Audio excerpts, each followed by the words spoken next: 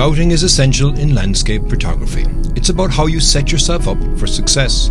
Today, I'm here in Killarney National Park to check out the autumn colours before my workshop the following day.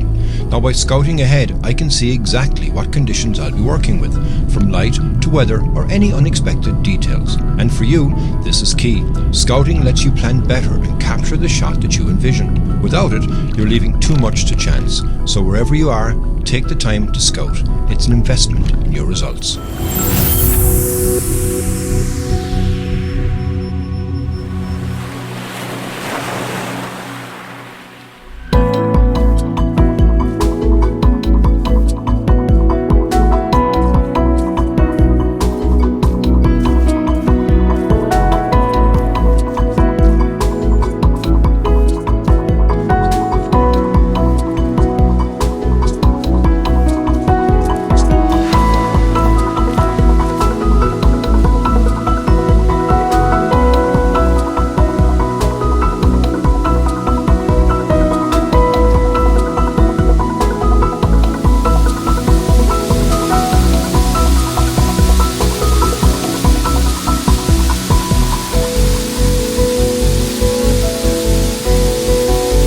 Welcome back to the channel, welcome back to the vlog, and welcome to the jewel in the crown of Irish landscape photography, Killarney National Park, and Killarney National Park at autumn time, or fall for my American viewers. Now, I'm here today because I have a group workshop in the area tomorrow, and like I normally do is I come the day before so I can scout out, see what the conditions are like so that I'm prepared to get the best shots for the people that are coming on the tour with me. And the location I've come to today is a place that I don't know if I brought you here before. I don't think so. So it's a falls, it's called Derrycunnihy Falls, and you've got a cascade as well above, and we're going to go look at that as well. So what I'm doing first of all with this location is it's a 2-for-1. As you can see here behind me, and obviously on the drive here and the walk-in, we have some magnificent colour to be able to play with. But also, there's quite an interesting flow of the water here. It's not too low and it's not too heavy, so it's just right to be able to capture some of the intricate details and the textures in the water as it flows over this area here. Now, I'm also having to make sure that I'm not putting any of the sky. So in the top of your frame here, you can just see the sky. It doesn't add anything to me today because it's flat grey. Now, that is something that I want to remove from the image, so I'm going to make sure I'm angling my camera down when I'm taking the shot. And also, I want to play around with my shutter speeds as well, because I don't want to go too long and I don't want to go too fast. So ideally, around 1/3 of a second, I think is going to work perfectly fine. Maybe 1/4 of a second, I'll play around with that as well. But I want to capture as much detail, but obviously not milky smooth water. And with the shapes that are in this right now, I think it's going to lean very nicely to some nice shots. To start me off anyway, from up here on the bank. What I'm also going to do after that is I'm going to go down below me here and get more immersive with the waterfall and make it more prevalent in the frame. Now, that's obviously going to create its own challenges, because if I'm down low, I'm shooting up, so I have to avoid the sky. So I do have some remnants of trees behind here as well, I think, which will block out the sky as much as possible. But yeah, excited now for what lays ahead, not only for me today, but also I'm excited to bring my clients here as well tomorrow. So I'll give you a look at the first shot that I've taken anyway here now, and then after that I'm going to go down here and we're going to get a more immersive shot on the first of 2 locations in this stunning part of Ireland. Let's go.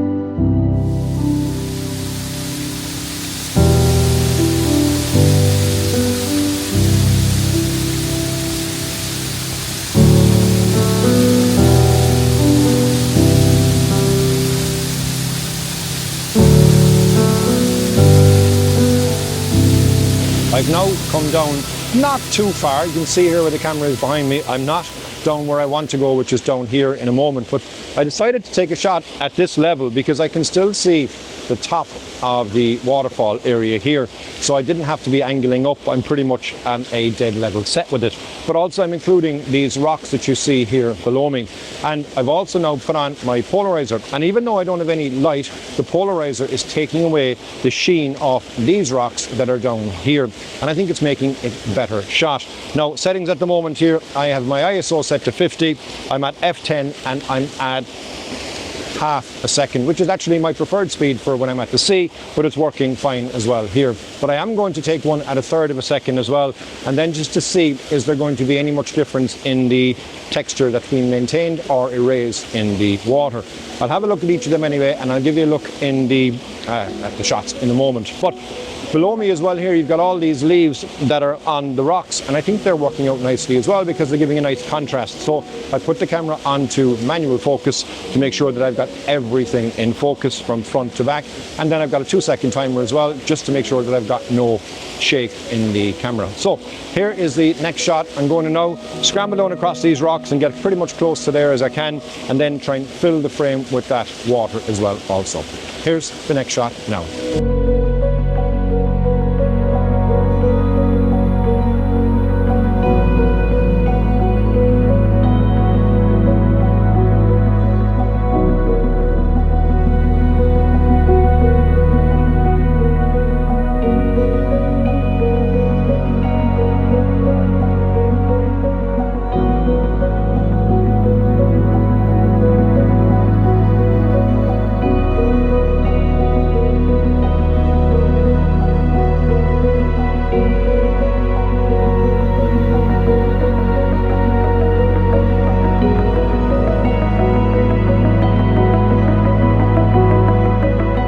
I couldn't record anything to camera when I was close to the waterfall because the noise obviously is too much. But what I decided to do there was to take a couple of different types of shots, and I went into portrait orientation just to isolate the top of the waterfall as it's coming down then with the rocks below me.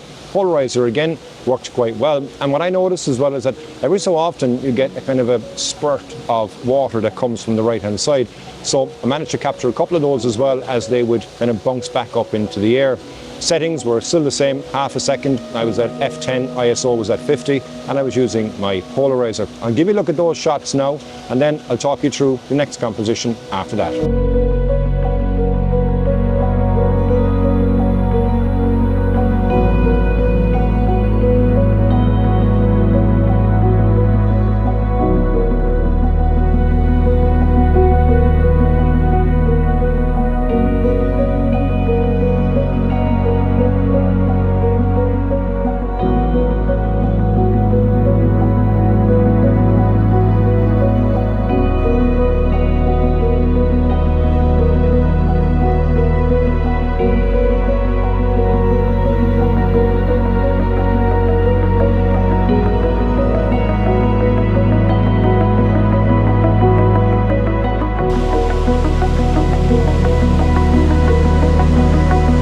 I've come back upon myself, and there's a pool of water below with a lot of leaves that are floating on it, so decided to use that as a foreground element with the waterfall then in the background, so you can see it here in the frame.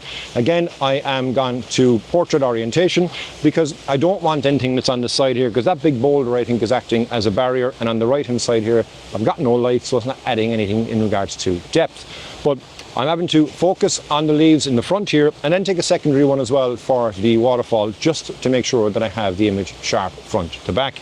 And because there is no movement in that as well, I'm not getting any more movement in the water, I'm not getting any movement on the leaves as well below me. But I might as well take the opportunity now, because obviously these leaves are freshly fallen. We're at the peak of autumn right now, as I said from the outset. So I do think this shot will be nice. It kind of tells a nice story leading through up to the top of the waterfall, and I'm not really getting any of that sky again, so I'm cutting it off just at the top of the waterfall here. Yeah, so just there is where I'm cutting it off. So yeah, I think that would be nice as well. Settings, f8 because I'm in a darker area here, half a second, and I put my ISO up to 100 now, so back up from the 50 that it was at. So these are the shots that I've gotten from here. Like I said from the outset, this is a two-part, so I'm going to go to the second part now after this shot, and I'll join you when we get up there.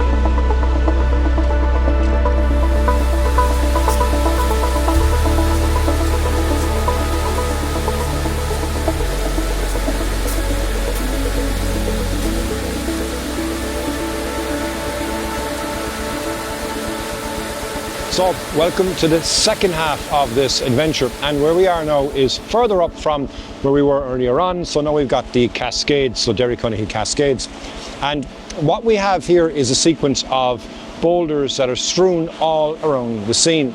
The one thing that struck me is a lot of the leaves on the trees that I was hoping for low down here are now gone. So I have a shot from before which I was hoping to be able to get another version of it today, which is using these trees here with the leaves looking out this way. And if you get a nice bit of light here, it catches all the mosses and it really jumps. Now, of course, I'm not going to get any light like I would have said from the outset today, but nonetheless, I'm still going to try and get a shot from here because it is still stunning, even without the light and even without the colourful leaves everywhere. We still have pockets of colour, so I'm going to be able to utilise those as well. But yeah, interesting, you know, that this place is past its peak and the other area was at its peak, and literally 100 metres between the two. So I'll get set up here and I'll talk you through once I find my composition.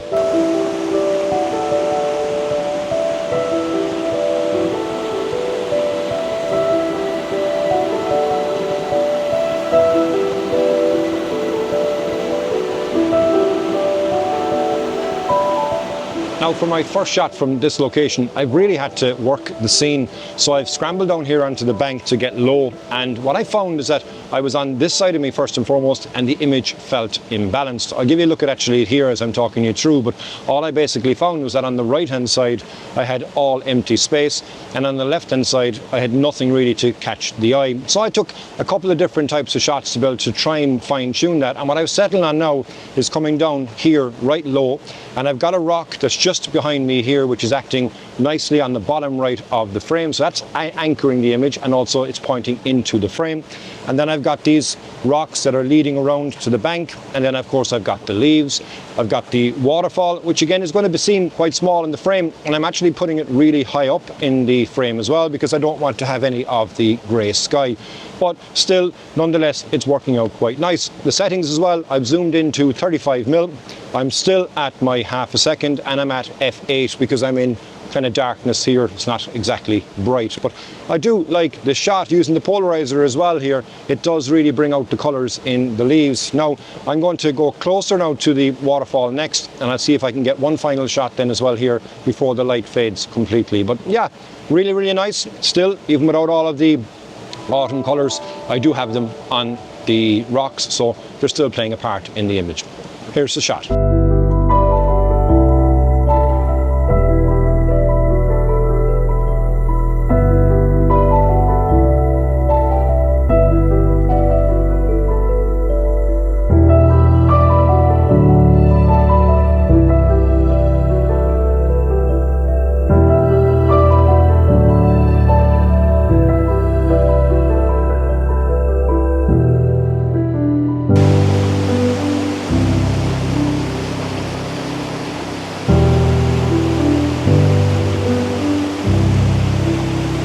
Now that I'm up close and personal, it actually really shows the benefits of scouting before you shoot. So I'm scouting today for my workshop, like I said from the outset, that's on tomorrow. And I was going to bring the crew here, but I don't think there's any point considering that this part of the park is without colour or without leaves, and with the flow of the water as well. It's not forecast any rain, so this is quite low in this area, and it's kind of messy if I'm being honest with you.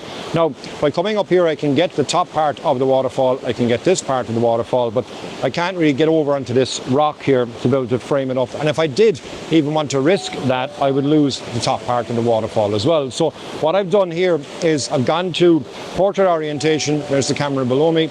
I've got a bit of stagnant water below, which have some nice streaks in that, and now I'm getting the waterfall on the right hand side, so it's kind of acting as an S the whole way through the image and up then to the top part of the waterfall. I'm not getting any of the sky as well because I don't want to have that within the image. Like I said from the outset, it's just flat grey. It doesn't add any value to the image overall, but nonetheless I'm still happy with the shots that I've gotten. Settings here now, I'm at a quarter of a second. I want to be able to keep the texture in the water. I'm at f9 and I put my ISO, would you believe, up to 200 because again, it don't be confused or deceptive with this camera. It is quite dark, but nonetheless, like I said, I still enjoyed it.